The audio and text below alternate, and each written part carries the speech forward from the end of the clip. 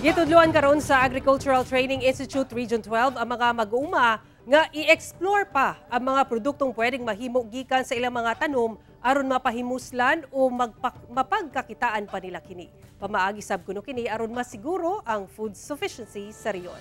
Ani ang report ni Justoni Humamil.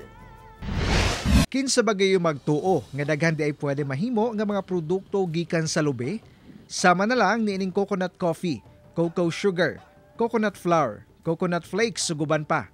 Perfect sab matud pa kini sa mga nag-low carb diet. Tinatry natin to diversify the coconut wherein different crops are being integrated doon. Pipila lang kana sa tatak dyan nga mga produkto sa mga mag-uuma sa rehiyon nga namugna sa pakig-alayon sa Agricultural Training Institute 12 o ATI 12.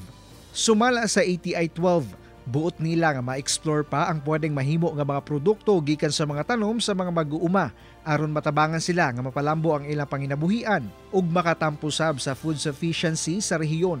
We want to provide our farmers and our clients as well na magkakaroon ng food sufficiency.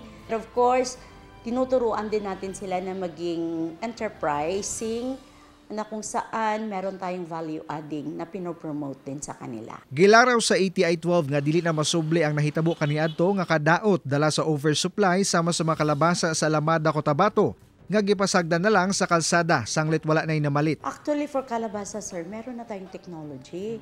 Only siguro hindi lang na-tap yung ating mga experts doon kasi from kalabasa pwede nating gawin yung flour, pwede nating in fact kinahalo na yan ngayon sa bread. And pwede nating ginagawa yan ng mga noodles. May mga chips pa yan ngayon. Meron pang gumagawa na ng ketchup. Tungod ni ini, gipakusgan pa nila ang partnership sa Matag Municipal Agriculturist Office sa rehiyon aron mahatagan og saktong training ang mga mag-uuma. Nakatakda sab nga ibida ang nagkadaiyang mga produkto sa mga mag-uuma sa rehiyon sa Treasures of Socks sa Manila sa June 7 hangtod June 9 karong tuiga. Kauban si Bong Vicencio sa kamera.